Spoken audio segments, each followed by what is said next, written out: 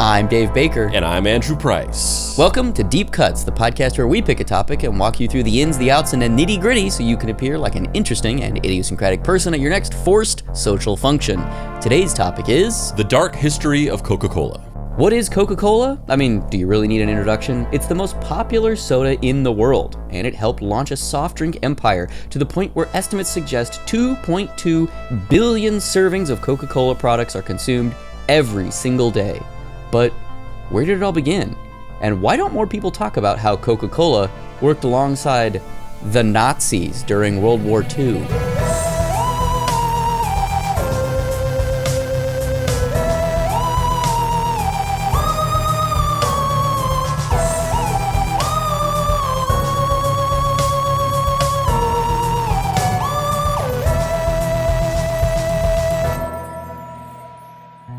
Act 1. Coca-Cola, good for what ails you. Coca-Cola, or just plain old Coke, is ubiquitous in modern culture. It's a staple of many American diets, and even if you don't partake regularly, it's impossible to escape. Coca-Cola has sponsored the Olympics since 1928, which seems counterintuitive. We all know the Coke commercials that come around every Christmas of some friendly-looking polar bears sharing the drink with one another. And no one has ever heard a server at a restaurant say, "I'm sorry, we don't have that. Is Coke okay?" Because Coke is always okay. But throughout its history, Coca-Cola has had its fair share of controversies that the company would probably like to sweep under the rug. So let's pull back the cover to see where Coca-Cola came from and whether it actually had cocaine in it at one point. The answer is, it totally did. Coca-Cola's roots go back to the American Civil War with Dr. John Pemberton, a colonel for the Confederate Army, so already not off to a great start. During the war, he was severely wounded and became addicted to morphine. Fortunately, Pemberton had a medical degree and got to work to come up with an alternative to wean him and others in his predicament off of morphine. In 1885, at his drugstore in Columbus, Georgia, he came up with Pemberton's French wine Coca Nerve Tonic. That rolls off the tongue. Yeah. Also, Dr. John Pemberton is just the actual real-life version of the way that we've presented Woodrow Wilson. Oh, yeah. He's like, give me a little bit more of that morphine drip, nurse.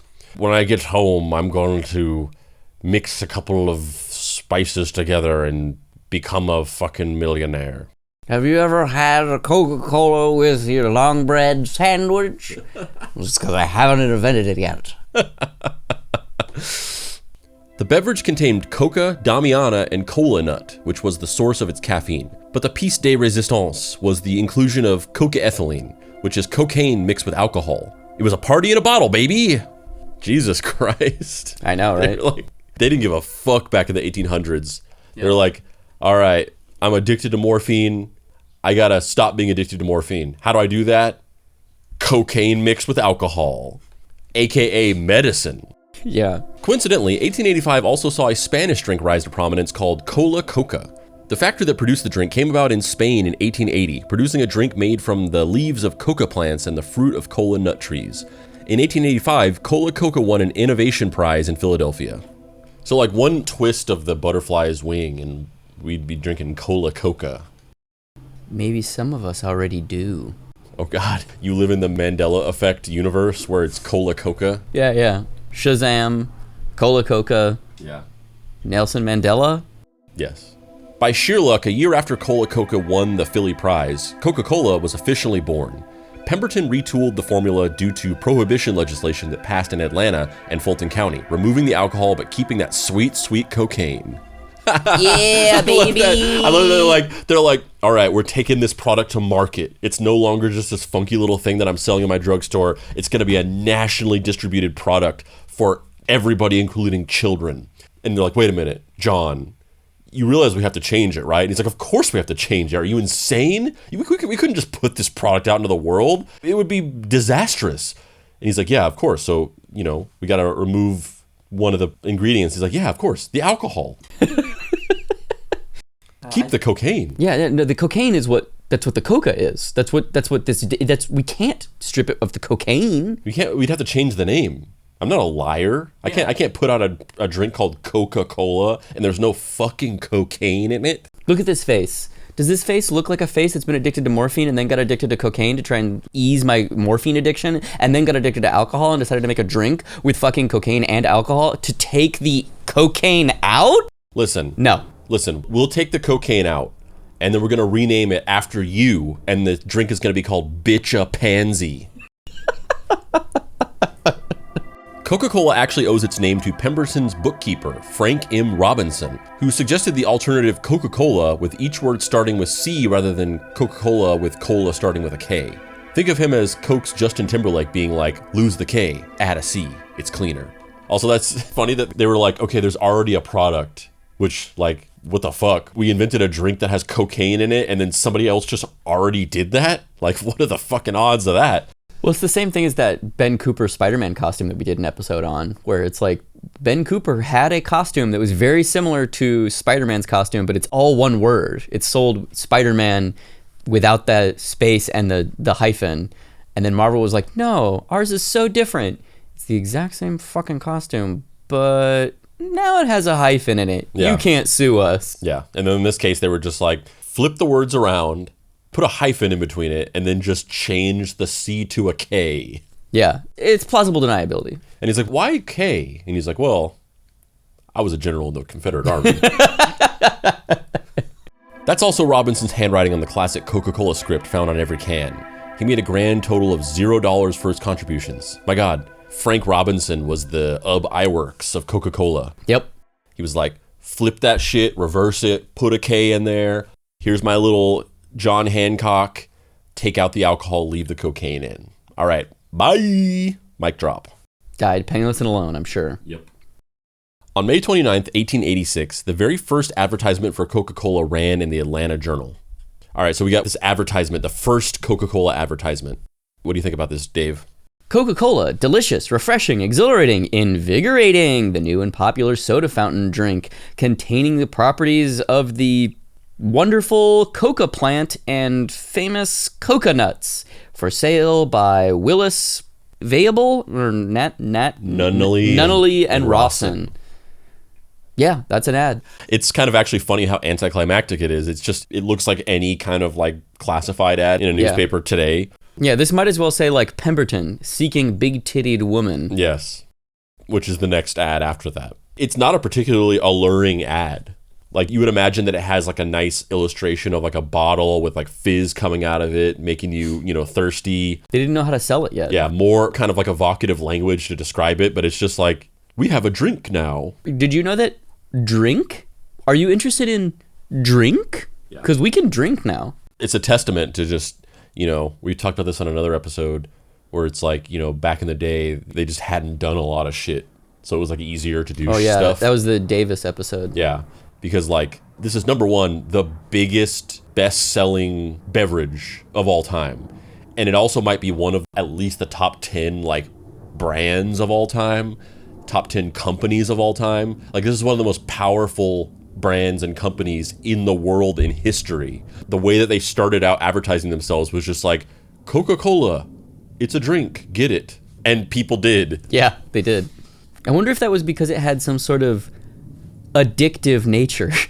Coca-Cola, just take one drink. Yeah, just one drink. Just take one drink. Just try it once. You get one for free. Yeah. Nowadays, if you want to start a product and get a successful brand, the government stops you from selling addictive stuff. Yeah. It's fucking bullshit. First of all, that's bullshit first and foremost. But also, like, in order to market your product, you got to get like Logan Paul to like fight a mummy during a pay-per-view event. Mm-hmm. And then at the end of it go, brought to you by Dave's Nuggets. Dude, Dave's Nuggets, bro. But back then they were just like, just one drink. Just one drink. Just one drink. It's crazy though, because like looking at this, it's insane. Like obviously the joke that people make about this is like Coca-Cola used to have fucking cocaine in it. And we should do an episode about this. I think maybe there's not enough material. We'll look into it. But we kind of had something like this more recently with Four Loko. Oh yeah, yeah. Where like they put out a drink that was just like caffeine, energy drink, alcohol. And it just like made people go insane. Yeah. Like the combination of the stimulant of the caffeine and the depressant of the alcohol and the energizing of the energy, it just made people like black out and like eat their own shit. You just wake up and you're in a zoo covered in your own feces and you're like, wow, what happened? Yeah. And then a guy steps in from off camera. Four Loko. Basically. and it like ran rampant for like 5 months, 6 months or whatever. Did you know that fucking Jeremy Renner ended up under that 4x4 because of Four Loko?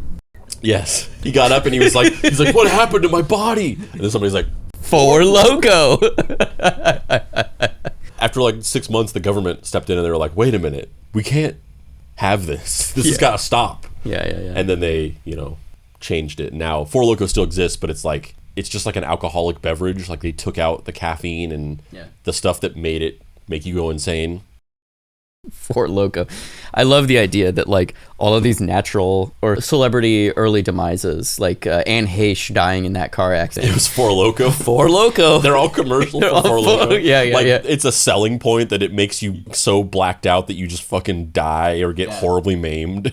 Or it ends your career. Yeah. Like fucking Kevin Spacey walking out of the Four Loko. Four Loko. Fucking Bill Cosby's in prison. Somebody just steps in. Four Loko. You see, the thing about it is why the ladies were drinking a special drink that I made for them, but I was drinking Four Loko. I love this. Dip a little pudding pop in the Four Loko.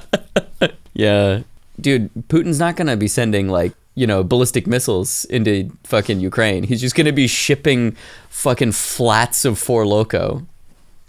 That's what's going to start World War III. It's the Four Loko, bro. Maybe I'm wrong, but I can't think of any like crazy stories like this that involve food. Like obviously there's stories about food of like, oh, this food is like food's poisoning you, or it has these preservatives in it, or like somebody found a rat in their soup or whatever. But I feel like there's not like these kind of controversies with food, but there's like so many with drinks for some reason, because Coca-Cola, we were talking about Four Loko, and then also, and this is like a fun fact that maybe not a lot of people know, Lindsay Lohan was directly responsible for kombucha getting banned for a while, and then they lowered the alcohol They content? changed what kombucha is basically in order to start selling it again.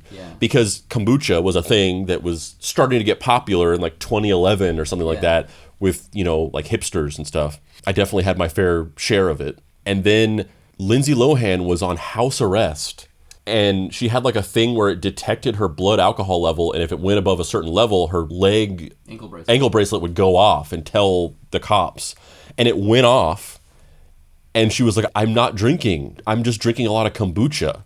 And so kombucha has a natural small amount of alcohol in it because it's fermented tea.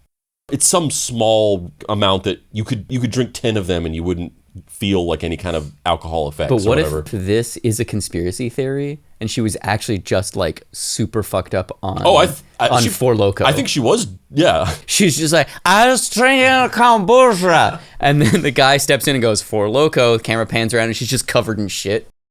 She was definitely lying. Like, there's no way that you could drink enough kombucha to like make your ankle bracelet go off. It was definitely a lie. But because she publicized it in that way, there was like this sort of national freak out. Anybody could go into a store and buy kombucha off the shelf. It was not classified as an alcoholic beverage. And so they freaked out and they were like, we can't sell this. And so all the stores took it off the shelves, and it was effectively banned from being sold because they didn't want to classify it as an alcoholic drink, and it couldn't be sold as a non-alcoholic drink. And then all these companies basically just like created a different product that's like kind of like kombucha. So now when you buy kombucha in the store, it's not real kombucha. It's like this weird O'Doul's kombucha or whatever. And it's illegal to make kombucha and sell it because of these rules. I don't remember his name. The actor from 10 Things I Hate About You, who played like the jock bully guy. Yeah, I can see his face. Who like the Julia Stiles, her character, she like used to date him. Yeah. And then they broke up, and now she's like the shrew in the Taming of the Shrew analogy. Squeef Lemjum. Yes. That guy, he has a cult. What? Yeah, he has a cult. He has like a weird new age... Is it Four Loko? Religious cult. Yes, it's called the Four Lokos? The Coming of the Four Loko. Yeah. Episcopal Four Loko. He got arrested in 2015 after an FBI sting of his compound because they had an illegal kombucha growing operation. Yes! Yes! I love this. Episode? Maybe, yeah. I feel like that's an episode. That's so fucking funny. It's very funny. The jock guy from 10 Things I Hate About You had a kombucha cult and it got busted up by the FBI. There's a weird amount of celebrities that have been involved in cults. Well, you know, it's like, what is a cult or what is religion? It's this way of trying to focus your life and put it towards some kind of goal after you have sort of failed to accomplish anything for yourself, or perceived you failed to accomplish anything for yourself. So you're like, somebody else tell me what to do, right? Yeah. So you have all these actors who come to LA because they have a hole in them and they want to fill it by becoming rich and successful and famous. And then they get that. They get in movies and they experience some level of success, and either, you know, that success wanes, or even if they do experience more success, it's just never fills that hole. It's never enough. And so if you spent your entire life being like, all I got to do is just get out to LA and become an actor and I'll be happy and everything will be good. And then you go out and then that's been your goal for 20 years, 25 years. And then you go out and it doesn't actually fulfill it in that way. Then, you know, what's the next step other than like looking to a higher power or, you know. Hear me out. For Loco. Those are the two options. If you crash out as an actor, you either start a cult like Jared Leto, or For Loco. Look, I'm just saying, we currently don't have a sponsorship for the show. This could be For Loco. For Loco, Deep Cuts, presented by For Loco. Even though we just went on this whole bit about people dying in horrible accidents when they drink your product. I mean, it wouldn't be the first time you've died on the show. Yeah. That's how you die again. My death, sponsored by For Loco. Spandrew Spice coming back. The portal starts closing. The bad devoted eye fisher starts pulling me into the portal, and I'm just like, no, Dave. And I just hand you a For Loco. But you still shit yourself. Yeah.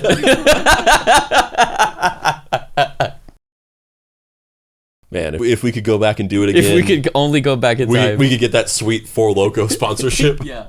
Do you think they pay you in multiples of 4? Like it's like $4, Yeah, $400, $4,000. They're like weirdly like $40. They're weirdly like deep into the kayfabe of it. For Loco, yeah. They're like, we will only work with you if your age is a multiple of 4. So what became of Coca-Cola? Well, in 1953, Coca-Cola moved operations into Spain and bought the rights to Coca-Cola and made it so they could only produce an alcoholic version of the soft drink. To this day, the locals of the Spanish town of Ilo de For Loco insist they hold the true origin of the globally recognized soft drink. Oh my God, this is the origins of For Loco!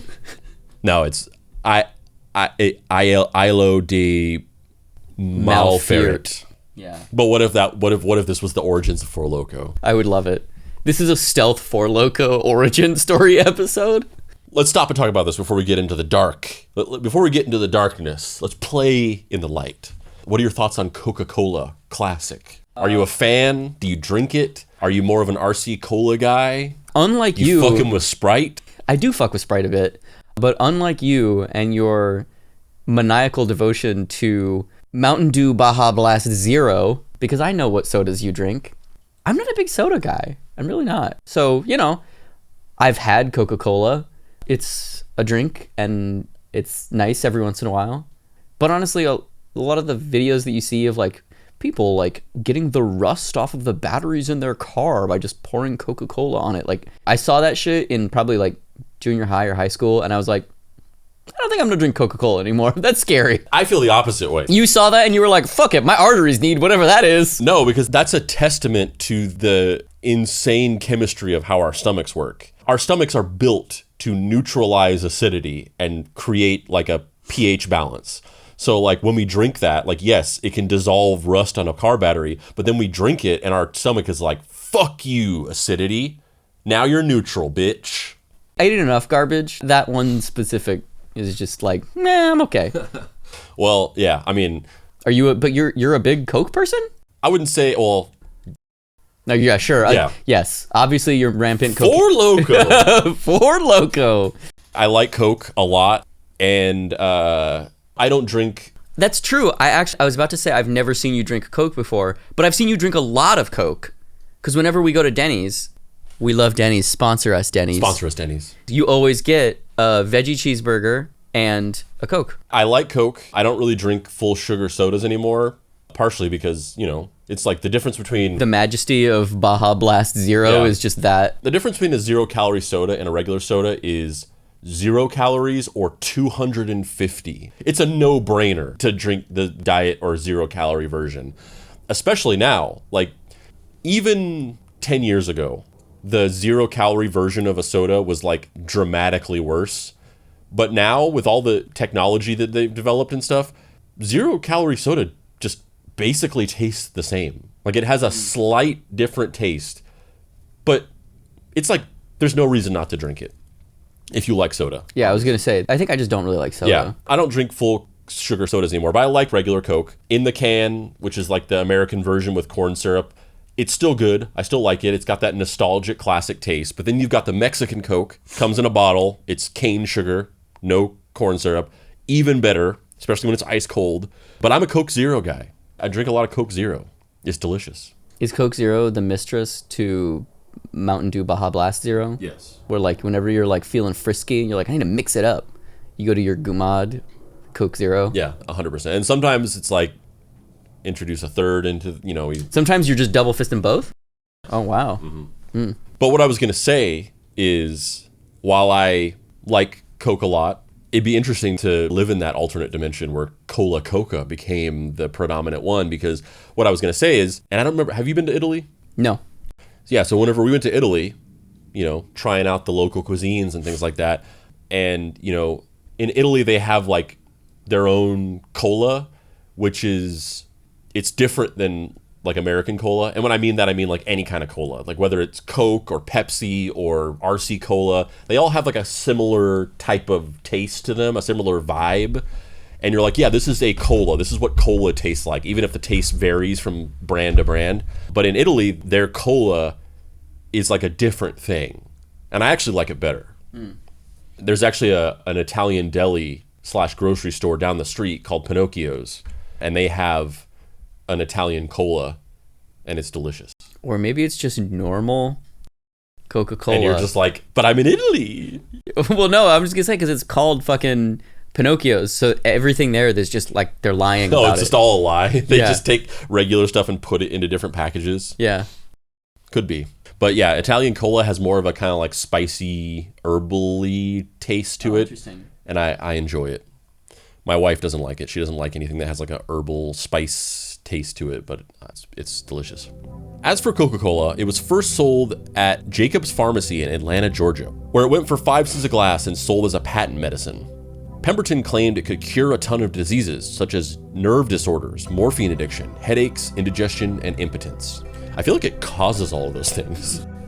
Pemberton may have seen his invention as a medicine, but Asa Candler had other plans. In 1887, Candler invested in the fledgling Coke business along with some other Atlanta-based businessmen. This allowed him to manufacture Coke, but he didn't actually own the name of the formula.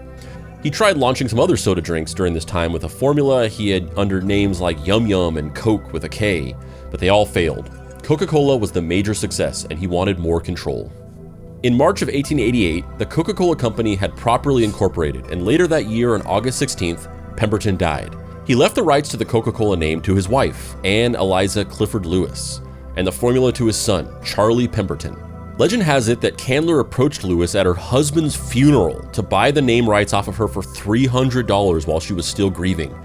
And yeah, she sold them. Wow, what a fucking move. Yep. But also, how much is $300 in 1888, right? Yeah, I mean, it's definitely more than what, you know, the modern conception of $300 is by a lot. It was probably like, here's the thing, I'm going to guess right now and say it was like $20,000, and then I'm going to look it up, and we'll see what it actually was. Let's see, 1888? Yeah. I'm going to say $300 in 1888 was $15,000 equivalent. Well, in the spirit of Price is Right rules, you won. It's $10,000. Oh, interesting. So half of what I was thinking, but you were a lot closer. Interesting. But I still went over, though. You can't go over. We both lost. I've never watched Price is Right. Your face. I could see you being like, I don't want to admit that I've never seen this fucking show, but I have to. I've just heard people say that. Yeah, no. Price is Right rules. It's the closest and I thought it was to it that doesn't go over. I thought it was just like the closest person to the right answer. No, it's the closest person that doesn't go over. So we both lost. I hope you just start saying that about random stuff. Where, they're like, okay, make a left here, and then we're going to park over there. Well, in Price is Right rules, I just apply it to everything. Yeah. It doesn't even make sense. Yeah. Well, Andrew, we need to get groceries later. Can you swing by and pick up some diapers? Well, Price is Right rules. It's your turn. I mean, here's the thing. The Price is Right. The Price is Right. I think I'd never watched the show out of spite. Because you don't want to have that name? No, when I was a kid, everyone was like, Price is Right. Really? Yeah. I don't know whether to be impressed or ashamed. I feel like a little, as far as nicknames go, but kids, that's not that bad. It's definitely not like a humiliating nickname. Like, I think I told you this story before, but one of the kids I knew in junior high, his name was Dana Gaylord. And yeah, of course. You don't even have to make fun of it. You just say Dana Gaylord, and everyone was really shitty and homophobic and terrible to him. Of course. And then eventually he ended up changing both his first name and surname. Probably shouldn't say his whole name on fucking the show. I mean, he doesn't exist. He changed his name. He changed his name. Yeah, that's true. No, I don't know what happened to that kid. But Price is Right rules when you change your name. Yeah. Definitely the Price is Right rules. Your eyes when you said that, there was just like sheer terror for like 30 seconds. I've never seen a single episode of The Price is Right. I mean, you're fine. It's okay. You shouldn't have the look of like, are you gonna divorce me on your face? It could have been a deal breaker. I don't know. God damn it. With the rights to manufacture Coca-Cola and now the name, Candler technically owned all of the company. Charlie Pemberton, who was noted as being an alcoholic and opium addict, was found unconscious with a stick of opium in his pocket on June 23rd, 1984. 10 days later, he died. God damn, there's some fucking Game of Thrones shit going down in the Coca-Cola world. Some possible business-related murders going on. Look, all I'm saying is at least they found him with an opium stick and not Four Loko. You were receiving a cease and desist from the Four Loko company. Yeah. Even odder, a fire wiped out any evidence for anyone else with the Pemberton name to lay claim to Coke stock. There were also reports that Candler had forged both Pemberton's signature and that of Margaret Dozier, co-owner of the original Coca-Cola company, to give away full control of the Coca-Cola company before Candler incorporated a second business, also called the Coca-Cola Company. The Pembertons were fully pushed out of the company, and as for Pemberton's wife, Anna Lewis died impoverished in 1909. On one hand, it's all fucked up. On the other hand, he was a general in the Confederate Army. I mean, I feel for his wife, but... Yeah, he literally was like, what if black people weren't people, though? Yeah. You got to imagine that the apples didn't fall too far from the tree. I'm not sure if his wife was like, yes, I'm married to him, but I stand for the abolition of slavery. You can't, right? Especially in the 1800s. Like, that's just... There's no way that she had that view. You mean that she wasn't anti-racist? No, that's what I'm saying. I'm saying there's no possible way she wasn't racist. You got to figure that she was on the same page. Yeah. And you got to figure his son was probably also on the same page. Well, he definitely had some opium problems. Yeah. His opium problem is like, I just can't deal with the fact that my dad was a he's hiding soldier. He's hiding from the family shame. Yeah. With shady dealings and underhandedness, Coca-Cola really exemplifies the modern American capitalistic ethos. And you know in what other way it's a true American company? It's been super racist over the decades. In 1903, cocaine was removed from the Coca-Cola formula, not because it was outlawed. That wouldn't come until the Dangerous Drugs Act of 1920. No, cocaine was taken out of Coca-Cola because of its perceived association with the black community. Jesus Christ! Jesus Christ! Is there no way in which history isn't just a Mad Libs of racist bullshit? Yeah. And this is another one where it's like, oh yeah, obviously they took cocaine out of Coke because at some point somebody was like, hey, this is bad and dangerous and it needs to be removed from this like beverage that kids are drinking. Nope. It's because people thought it was a black person thing. Like, never in a million years would I think that the reason why they removed cocaine from Coca-Cola was racist. If anything, you would think it would be the opposite. The stereotypical arc is like, we have a product. Oh, the product is popular with communities of color. Let's like hyper weaponize that and just extract every piece of value from them possible. So let's make it more addictive. We don't care about the health consequences because fuck those people. We just want their money. Yeah, like a government pushing drugs in impoverished communities and food deserts and things like that. That's the thing we do now. Now we exploit marginalized communities for profit over their health and well-being. Back then, people were so racist that they didn't even want to be associated with it as a profit-generating effort. They were like, oh, we could make millions of dollars off of black people? No, we would have to say that we've sold things to black people, and I refuse. It's crazy. How is this true? It's crazy, yeah. How is it true that the reason why they removed cocaine from Coke was some racist thing? Yeah. How is that possible? Mark Pendergrass, the author of For God, Country, and Coca-Cola, told The New Yorker. The rumors then were that black men were drinking Coke, getting high on it, and raping white women. Whew. They had no blacks in their ads during the Depression other than to show them as Aunt Jemima types or servants holding a tray of Coke. We've talked about this on the show before, and we've said this same thing, but just like every time that you ever look back at like something from history, you get to the racism eventually. And I'm not surprised by that, obviously, but I'm shocked by it. Like every time it happens, I'm like, I can't believe that there was like a racist terminus to this, because there always is. Yeah, without fail. Yeah, I mean, at this point, I'm surprised when there isn't. Yeah. Like, I'm surprised when somebody just isn't an abhorrent racist. Yeah. Coca-Cola ignoring the black market and catering exclusively to white people actually gave rise to the company's main competitor.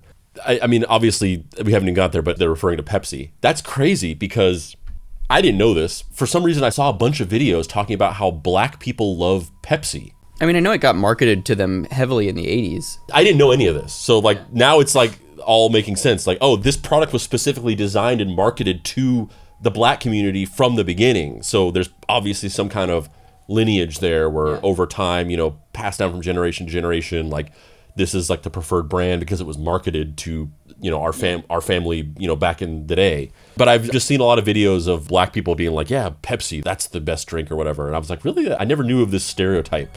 But apparently, that's why. In the 1940s, a new soft drink called Pepsi started making waves, at least in black communities.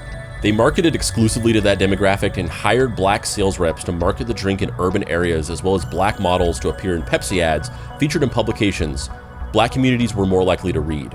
Pepsi became the woke Coke. This is kind of fucked up because I just like talked for 20 minutes about how much I like Coke, and I do not care for Pepsi. Are you racist? I feel like... And now I feel like I just, from a moral standpoint, I have to switch. Yeah. You have to convert. Yeah. Like, I'm sure Pepsi did some other racist bullshit, but like, they were the fucking...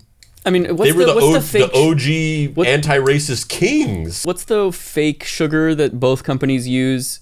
I keep wanting to say acetaminophen, but it's not that like causes brain cancer. Well...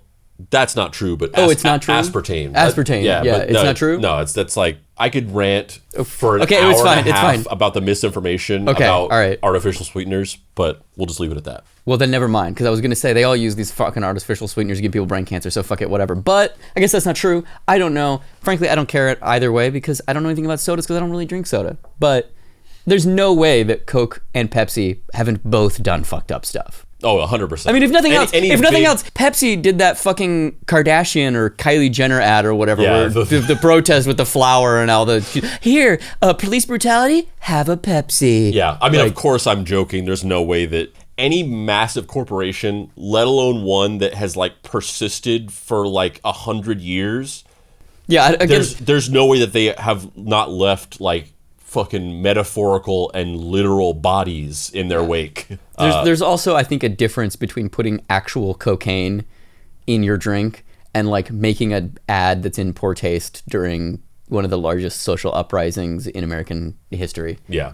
To make a long story short, just as a general wrap up of it, scientists did a study where they just injected rats with artificial sweeteners every day, and then the rats died, and they were like, these things make rats die. It's like if you were injecting a rat with a chemical every day and it died. Like, obviously that was going to happen. Coca-Cola at least tried to change its perception among the black community, whether it was due to more accepting attitudes or realizing they were missing out on a huge market. In 1964, after Martin Luther King Jr. won the Nobel Peace Prize, a massive dinner was planned in his honor in Atlanta, but none of the primary white business owners in the area wanted to attend. Coca-Cola CEO at the time, J. Paul Austin, threatened to move Coca-Cola out of the city if Atlanta elites didn't support Dr. King at his ceremony. He didn't want to be affiliated with a city seen as racist and not supporting a literal Nobel Prize winner. Soon, people began buying tickets for the ceremony. Maybe Coca-Cola's coming back. Oh, maybe I can drink it again. By the end of this episode, we'll know if I can drink Coke. You know that trope in movies and TV? I feel like particularly this was done a lot in the 80s and 90s. You know, just the white savior trope in movies and TV, where like there will be a movie or something, and like, you know, the main character can't be a black person, but the main character who was a white person will have a scene of them like grandstanding against racism. Yeah. And there's a scene like this is the first. I, Michelle Pfeiffer, believe that you too can read. Yeah. There's a scene like this. It's just the first one that popped into my mind. But in the show 11/22/63, it is a Hulu miniseries based on the Stephen King book, where a guy figures out a way to go back in time and he tries to stop JFK from being assassinated. And they made a miniseries on it, and it stars James Franco. And there's a scene in it where, you know, he's a guy from modern day. He's back in 1962, and he's at a gas station in this small southern town. And there's like this black character, and the gas station attendant says something racist. There's like, "Get out of here, boy," or something like that. And then like James Franco like pushes him, and he's like, "You shut the fuck up." And like that's so emblematic of that trope of like the white main character like having the scene of like, "I really hate racism." That kind of feels like that. This feels like that. The CEO being like, "We're gonna move out of this country if you don't stop being racist," or the state. Yeah. Like it kind of feels like that white savior grandstanding. And or it's just not a true event at all. And yeah, it's something that the corporate Coca-Cola is like, yeah, we had a dark origin, but we've worked to improve. Our fucking guy in the 60s, he was pretty chill. One time he threatened that we were going to move if they didn't stop being racist. And it's like, oh, they stopped being racist? Like, no, but we tried. He said that. Yeah, he tried. Meanwhile, Pepsi's out here being like, fuck it, later, bitches. Like just a caravan of semi-trucks leaving. Pepsi's just like riding by in a car, like, ring, ding, dong, ding, ding, ding, ding, ding, dong. The camera pans over and the CEO of Pepsi is just Snoop Dogg. He's like, meet our new brand ambassador, Snoop Doggy Dog. That's what he was called back then. Yeah. We're going to get canceled. We're going to get canceled. Of course, that didn't stop Dr. King from criticizing Coca-Cola. In his very last speech, he told his listeners to go out and tell your neighbors not to buy Coca-Cola, along with other products that had unfair hiring practices towards the black community. The CEO of Coke is like, "I stood up for you. All right, take him out, boys." Yeah, for real. In 1968, following Dr. King's assassination, Coca-Cola sent a company jet to take his widow, Coretta Scott King, to Atlanta for the funeral, which the company also helped pay for. They're like, listen, we're not going to hire black people, but like, we're going to get some nice PR going on here. We'll fly Coretta Scott King to her husband's funeral, but like, we can't have black people in our building though. Yeah. Don't be fucking crazy. From racist hiring practices to getting boycotted in the 1980s due to its operations in apartheid South Africa, Coca-Cola has never really had the best reputation when it comes to inclusivity, only seemingly offering the most surface level of gestures. But let's take things back a bit to the 1930s and 40s, and Coca-Cola's relationship with Nazi Germany.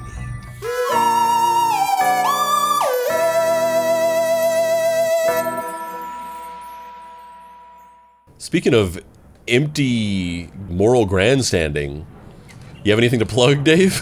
Why, yes, Andrew, I do. If anyone would like to support me in my empty moral grandstanding, now would be the time to go pick up Mary Tyler Moore wherever books are sold, or maybe some of my other books. There's lots of moral grandstanding in all those things. Mary Tyler Moore, it's like a hybrid novel, graphic novel. If you like things like House of Leaves, fucking Infinite Jest, fucking Johnny Quest, maybe you'll be into it. I don't know. Can we just take a second? This is completely off topic, but we didn't get to talk about this in person, but can we just take a second to talk about the fact that on Halloween night, I saw a grandpa and his grandson dressed like Race and Johnny. Yeah. In like super they looked great. Cosplay accurate costumes. Yeah, they looked great.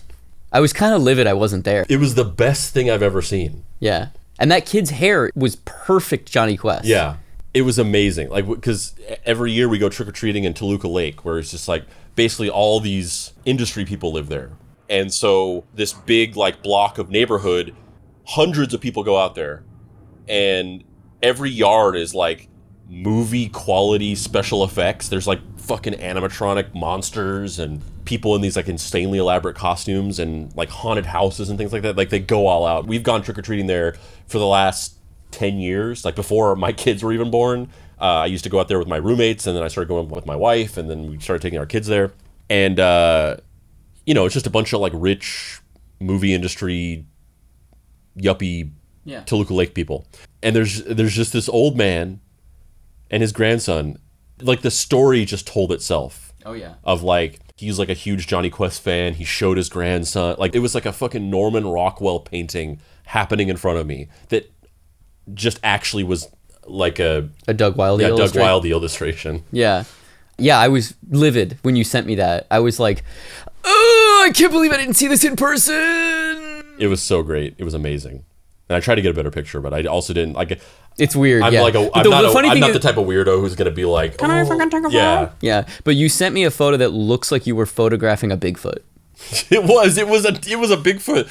I believe in Bigfoot now. Yeah. Because now I get it. Yeah. Now I get that, like, you're out there and you see Bigfoot and you're just like, I want to get a picture, but like, I don't want to like be weird. Yeah. And then you like get one of him, like kind of, I tried to go to an advanced screening of Get Out with my friends. We got invited to a pre-screening, but I was late and I didn't get there in time. And they went and saw it and I didn't get to go. So I'm at the ArcLight in Hollywood and I'm just like, fuck, like, God damn it. And I saw there was a red carpet and there was like people filing into the theater. And I was like, what's going on here? And then I saw like, what's that comedian's name who ended up being Gilbert Godfrey. Yes. The guy who was like kind of popular for a second, but then he got outed as like a weird like groomer. Chris D'Elia? Chris D'Elia. I saw Chris D'Elia going through this red carpet. And I saw a couple other people, but he's the only one I remember. And I was like, you were like, that guy seems like something's wrong. Yeah, I did. And then I started to walk away, and this person approached me, and they're like, hey, do you want to go to the world premiere of John Wick 2? And I was like, yeah? And they're like, all right, here. And they handed me like a ticket. And so I go into the ArcLight, and I give them this ticket or whatever, and the ticket is a assigned seat. And so they take me to the place, and they're like, oh, this seat doesn't exist. This is like a misprint or something like that. Like they didn't get the layout of the theater right or something like that. So this seat doesn't actually exist. And I was just like, oh, what do I do? And they're like, just go sit in the front row. So I sat in the front row, the very front row. And mind you, like 10 minutes ago, I was like about to leave. Yeah. And then somebody just approached me and was like, hey, do you want to go to the John Wick 2 world premiere? And this just all happens out of nowhere. So I'm sitting in the front row and they're like, all right, ladies and gentlemen, introducing Keanu Reeves. And Keanu Reeves came out and he stood right in front of me. He's standing here to me, introducing the movie. And I'm looking up at him like this. Daddy? Yeah. Daddy? And in a similar vein, I feel weird taking out a thing and taking a picture of him. So I get a picture of him as he's walking away. And so I have a Bigfoot picture of Keanu Reeves in a dark movie theater. I love this idea, though, that your like secret skill is Bigfoot photos, yes, but not of Bigfoot. You know, it stems from pure social anxiety where you're like, I can't be rude. I'm going to take the worst photo possible of this person. Yeah. So I get it now. I believe in Bigfoot. I think it's real because now I know that like that's the picture you take whenever you just like, you don't want to be creepy. Yeah. Andrew, do you have anything you would like to promote? Yeah, if you want to get my book, Deadbolt AI Private Eye, which is a comic about a robot detective solving crimes and fighting existential ennui in the future, you can go to my website, dapricerights.com. You can pick that book up. You can get a couple other things on my website. You can get the Deep Cuts Mystery Treehouse Investigation Agency shoulder patch if you want to join the Mystery Treehouse Junior Sleuth organization. You can also get that on the Deep Cuts website, deepcutspod.com. You can get some other merch on the Deep Cuts website. You can get hats and shirts and fanny packs and baby onesies and stickers and all kinds of stuff. I don't know if you can see this, but got some stickers on here. You can't see that? Fuck it. Just use your imagination. This is the dearly departed Spandrew Spice. The dearly departed Spandrew Spice. We miss you, Spandrew, wherever you are. Which, we haven't even talked about this yet, but, what the fuck? You just kept doing the podcast with a different guy who looks like me? I mean, he was pretty good at it. And also, what did you want me to do? You wanted me to stop doing the show? No, fuck you. No, fuck you. No, fuck you. Fuck you. No. You're telling me that if you died today, you would want me to do something differently than I did when you died the first time. You're saying you fucking you're saying you want me to not do the show? You Emily Armstronged me. No, I didn't. I carried it on in your fucking legacy. I'm Chester Bennington. No, you're not. No, you're not. You're Andrew Price, and we got Spandrew Spice to take over, who is basically the same guy, but he just had an eye patch. Basically, what? He basically was. I can't. I also spent an entire year grappling with the fact that he wasn't. That the code of the Matrix didn't fully manifest into Andrew Price. That Spandrew Spice was inherently not you. The one thing I will say is, despite how offensive all of this is, at the very least, I am very flattered and touched by the fact that you were so depressed that you grew out this crazy beard. Yeah. And long hair, and you just look like a depressed, you looked like Robin Williams in Good Will Hunting. Yeah. Well, that's kind of what I was going for. Yeah. But it was more like performative depression, because I wanted other people to know that I was depressed, but I wasn't really depressed because I don't give a fuck about you after what you said about me doing the show. I carried this shit on for you. I retroactively take back all my grieving. This is crazy.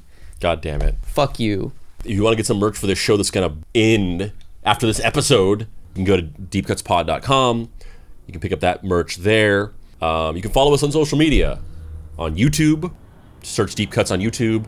You can follow us on Facebook, Deep Cuts Podcast. You can join the Facebook group by going to Facebook and searching Deep Cuts Podcast Facebook group. It's a cool little community where we talk about the show, we make memes, we do other stuff. People share their thoughts about episodes and we kind of interact. You can join our Discord server, bit.ly.com/deepcutsdiscord. Same thing, but we also play games and, share other things. It's kind of like a more in-depth community there.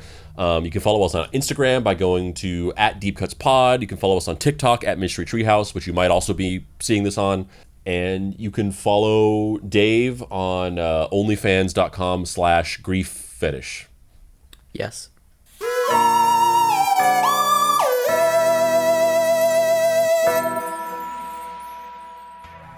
Act 2. Nazis, boycotts, and death squads. No, you're not confused. This is still an episode about Coca-Cola. It's a common factoid found on listicles that Fanta, the colorful fruit-based soda, was created in Nazi Germany as a replacement for Coke. But how did that actually come about? In the early 20th century, the Coca-Cola company began aggressively expanding into international territories with mixed results.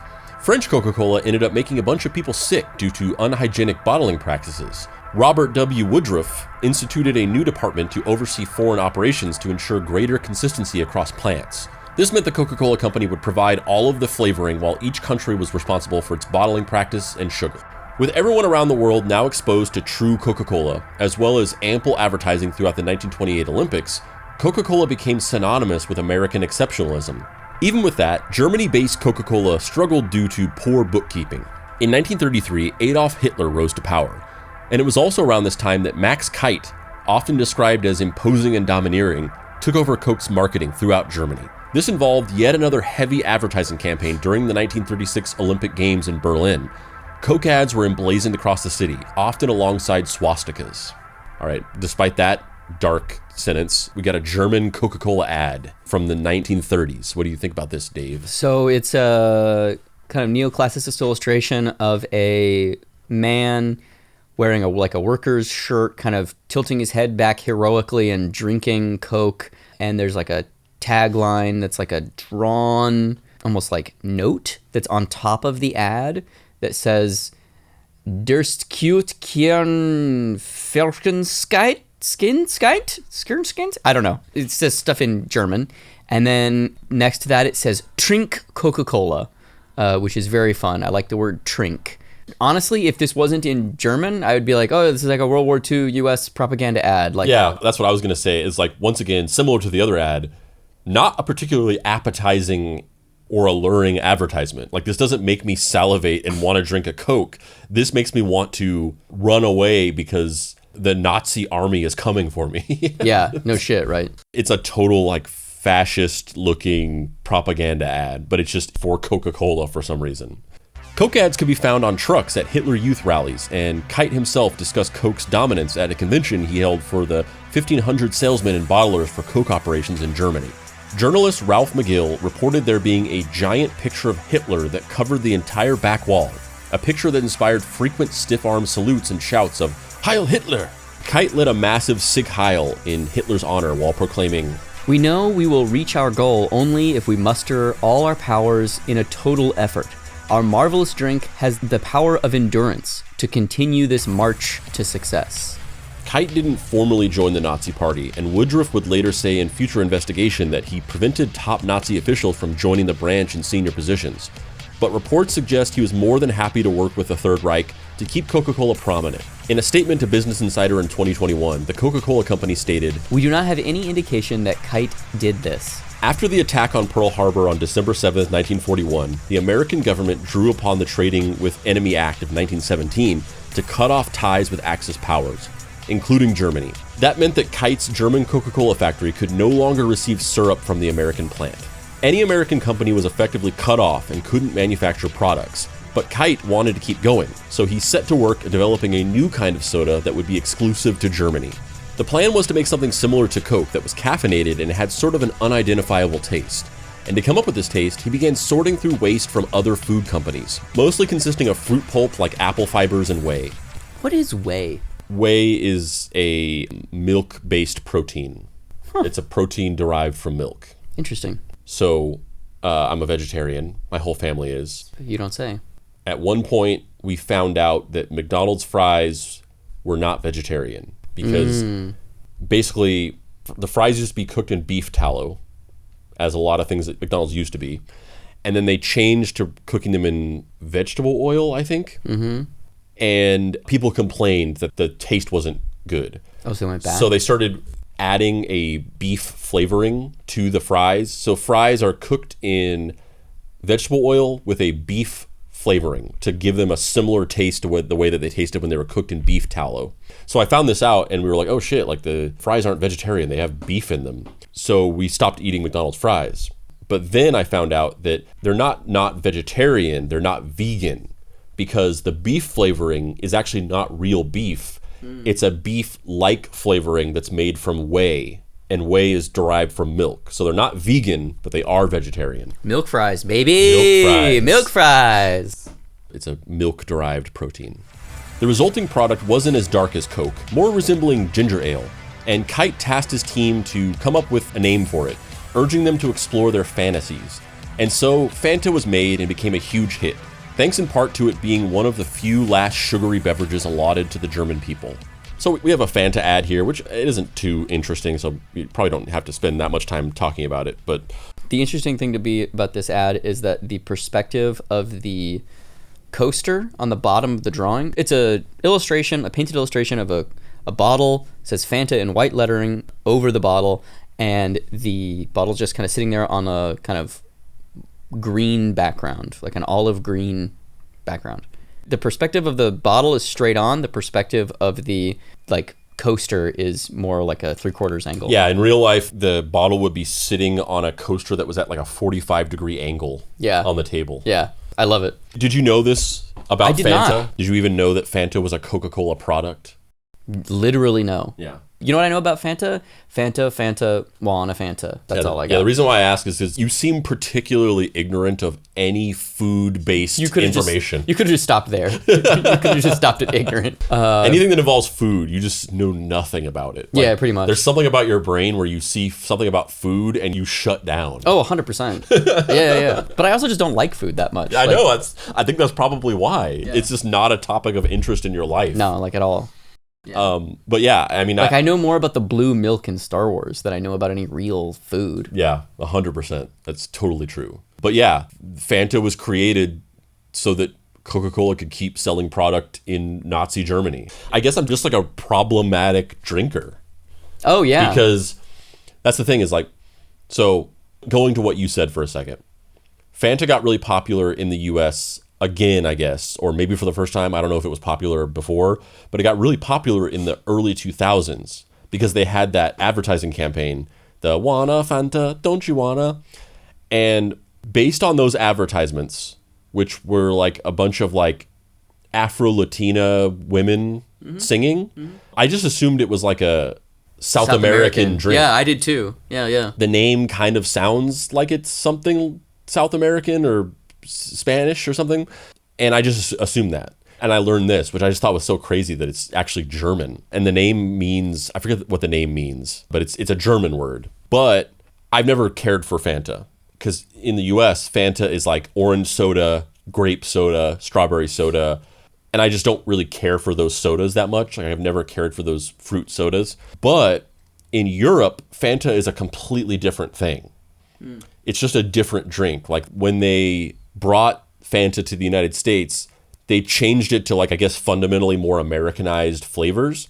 But in Europe, in Germany, France, so on and so forth, it's just like a sparkling citrus drink. And it's unlike anything that we have in the US. And it's amazing. Oh, really? And when I was in Europe, I drank it every chance I got. Every time I saw it, I got it. That was like me with, there's a cookie company in France. It might be other places in Europe, but I just know it from France, called Bon Maman. And they have these little like chocolate chip cookies that you buy in bags. It's like 25 cookies per bag. And oh my God. Like I think I have diabetes just from those cookies. You got it from that? No, you don't even know. I ate like a bag a day, like 2 bags. Like I would just go to the grocery store and then like scarf them. Like they were so good. And I think about them all the time. They're the only food that I'm like, just those cookies. Just those cookies, yeah. That's really funny because we didn't actually spend that much time in France. I feel like we were there for like 2 or 3 days. Like that was like the place we spent the least amount of time. So we didn't really get to explore it that much in terms of culture or food or anything like that. But it's funny because I sort of had the opposite experience in most of, well, not in the UK, but like in Germany and Austria and Switzerland and Italy. Experienced like sort of the opposite, where like there was nothing was like sweet. Everything was like significantly less sweet than it is here. There wasn't a lot of like delicious snacks that I found. Other than you. Yeah, of course. But yeah, we didn't, I don't remember any like snacks that I became obsessed with like that, but definitely drinks. Whenever we were in Germany, I found the love of my life, which is a German-only soda called Mezzomix. Ooh. And I guess in Germany, they really love orange-flavored things. And so there's different versions of it. It's kind of like they have a generic flavor, and Mezzomix is just a brand of this. But it's like orange-flavored Coke, and it's the best. Thanks to the success of Fanta, Kite was able to expand his authority amidst the Third Reich and get Fanta produced in Coca-Cola factories within countries Germany conquered. When the Allies eventually won World War II, they marched into factories to half production, with Kite handing over the sizable profits to Coca-Cola headquarters in Atlanta. Fanta came back around 1955, manufactured in Italy and now having that bright orange color more akin to how we know Fanta today.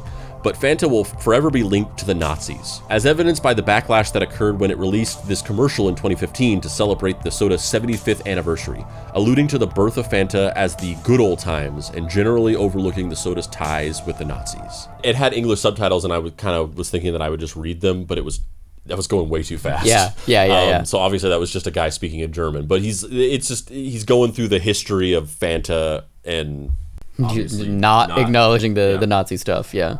Coca-Cola apologized for the ad, with a representative also stating, The 75-year-old brand had no association with Hitler or the Nazi Party. I guess it doesn't really cover it, but basically, essentially how it shook out is, in the beginning, it was kind of going rogue, where Coca-Cola was like, we're shutting down, we're not going to be producing any more, product in Germany, it's a full contraband.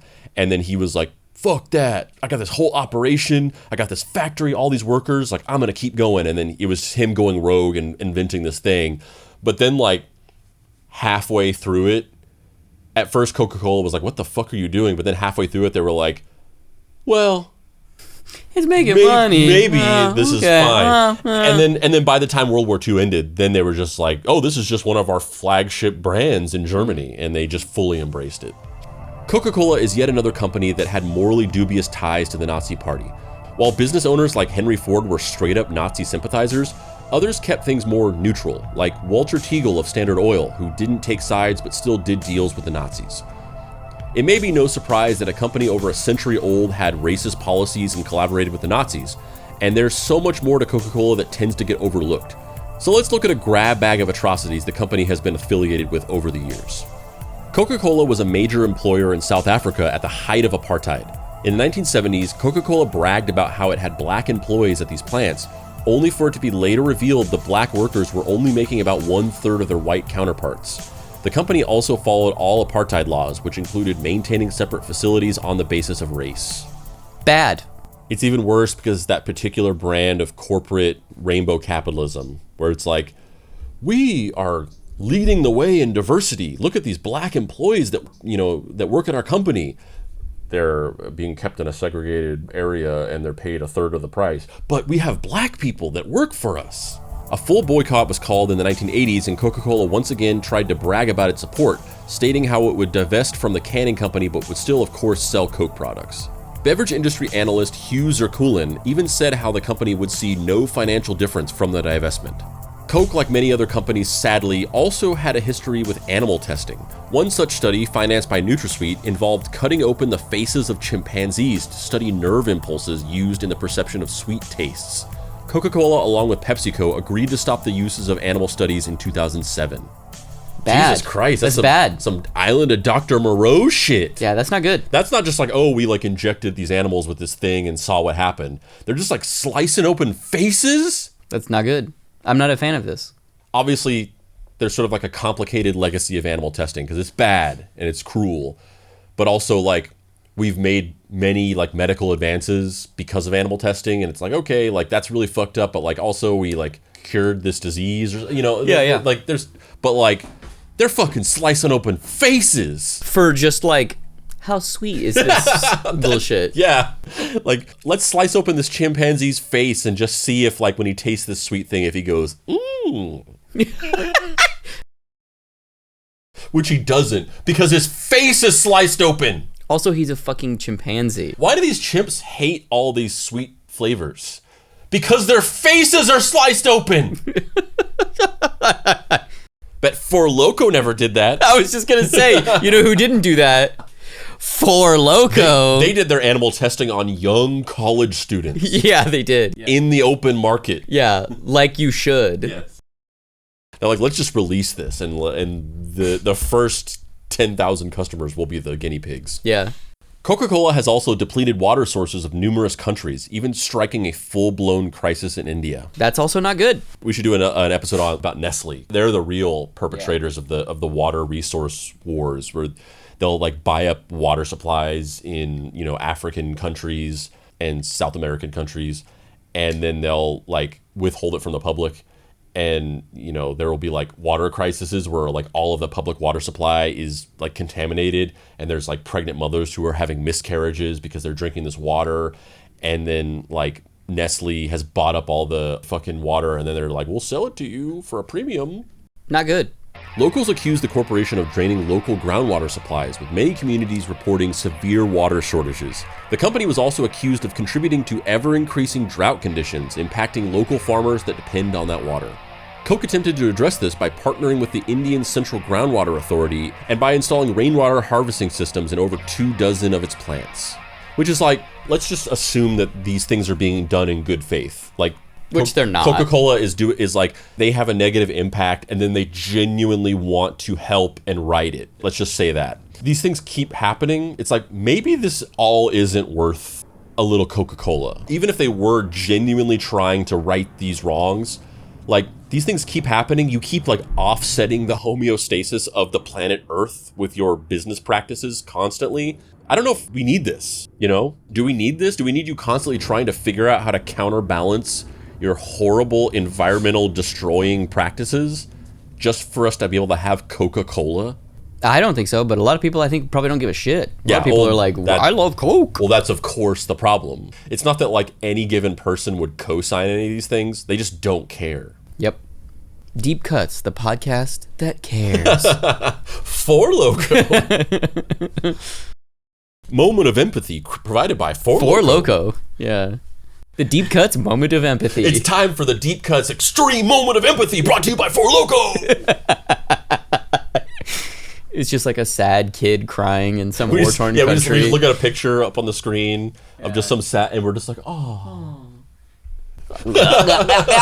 Logo's out, boys. I don't even want the money. I just want to do this because it's hilarious. Yeah.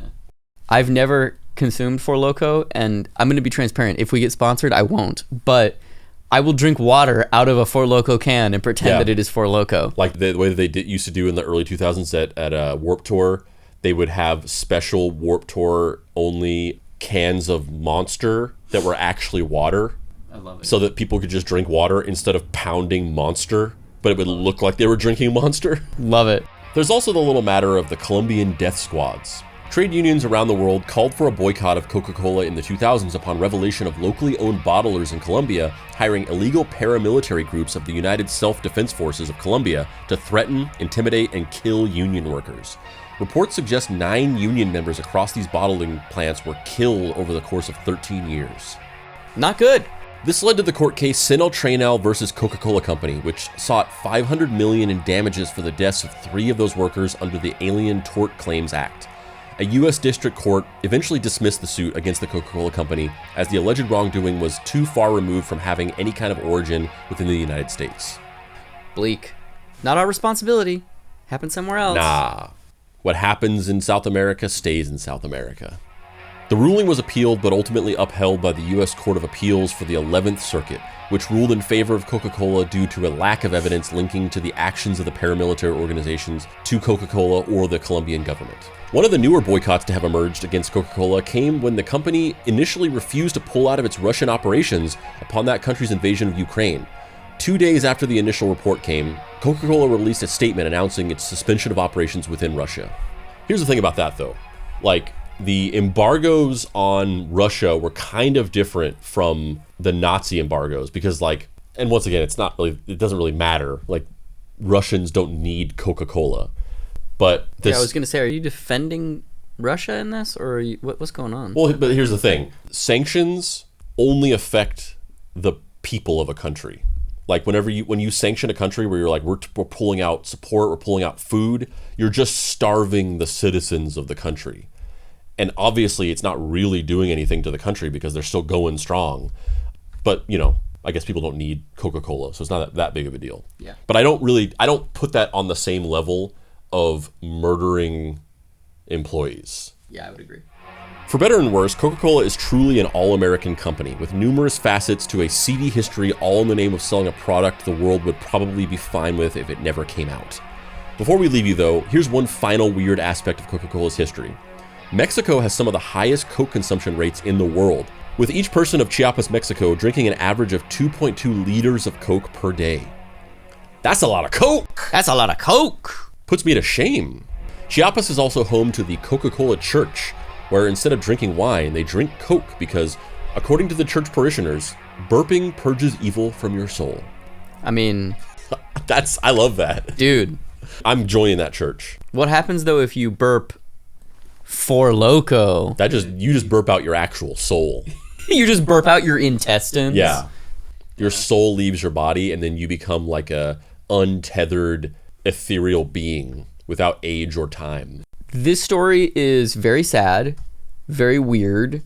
I feel like a lot of the stuff we cover on Deep Cuts, people aren't aware of, maybe because the subjects are very obscure, but this subject is so large that people probably aren't aware of it because of the fact that we're talking about minutia within a larger thing. Like, I think a lot of people have heard the idea that like cocaine was in Coca-Cola. Yeah, but even that, like, people didn't know about that until it became like a meme. Yeah, I would agree. Yeah. And like the process of Coca-Cola, for lack of a better term, whitewashing their history is polar bear washing. Yeah, polar bear washing. It's really strange.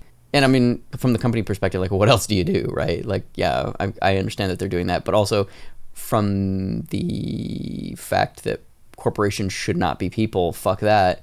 Maybe we don't need it. Yeah, I mean, it's a really strange dynamic to be in because... You love Coke. Yeah, well, that too. I'm very conflicted. But, you know, back in the day, I'm sure it was less of an issue for a company like Coca-Cola to sort of like exist in the two compartmentalized spaces of, you know, trying to appear like a progressive force in the world and also having these horrible things that they've participated in the past and even in the present, even simultaneously, because I think, you know, people were just on average less socially conscious of that kind of stuff. Obviously, they still got criticism, but it probably felt in that time in the culture like these accusations from like a fringe element, as opposed to now where I think that more and more people are sort of like aware of these things, and for better or worse, like railing against corporate corruption is kind of like popular now. Yeah. So there's people who are socially conscious because they genuinely care about these things, but then there's also people who are socially conscious because it's just like a gamified way of participating in culture to like be like fucking rich people. Like I said, for better or worse. Yeah. I don't know how that shakes out, but it was probably easier to exist in that weird like contradiction in terms, you know, even 20 years ago. Yeah. Just people just probably on average didn't really care that much. They were fine with accepting the like kayfabe facade of like, we're Coca-Cola, unity. Here's this viral campaign where we put security cameras outside of Coke machines and captured moments of friendship or whatever, which I remember was just a big ad campaign they did in like 2015 or something like that, where they just saw people like getting Cokes and then hugging and stuff like that. But now it's like this weird thing where we know that they're corrupt pieces of shit. They know that we know that they're corrupt pieces of shit, and that they still do these weird like shellacked corporate messagings where they're like, the Coca-Cola company cares about diversity and we stand with the LGBTQ community or whatever.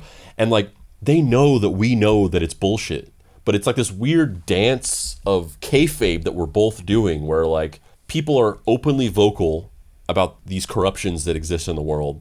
The company knows that people are openly vocal about it and are aware of it. It's no longer being hidden behind a facade, but they keep putting out these corporate messagings and we keep drinking the product. This episode was brought to you by Four Loko, the unproblematic king of beverages. On that note, my name is Dave Baker. And I'm Andrew Price. This has been Deep Cuts. If you'd like to find me, you can do so on the interwebs. My website is heydavebaker.com. You can find my book, Mary Tyler Moorhawk, wherever graphic novels are sold.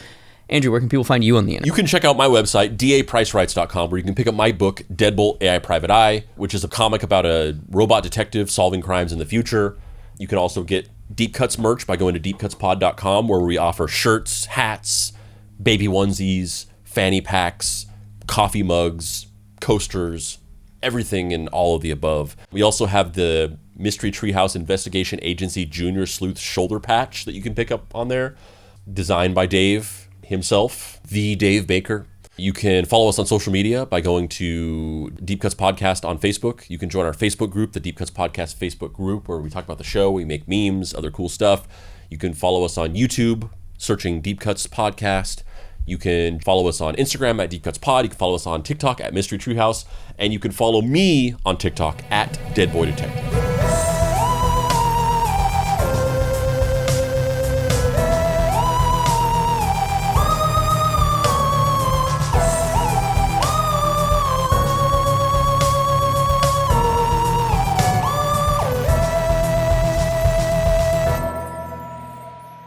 Deep Cuts is a production by Boy Genius Media. If you'd like to find this show and others like it, please visit boygeniusmedia.com or deepcutspod.com. If you want to join in on post-episode discussions, please join the Deep Cuts Podcast Facebook group. Finally, subscribe to our YouTube channel for additional video content. The incidental music for this episode was created by D. Catalano, whose music can be found at wekeepoddhours.bandcamp.com. This episode of Deep Cuts was written by Mike Bedard. The episode was edited by Louis Poggie. If you'd be interested in writing for Deep Cuts, email andrew@boygeniusmedia.com.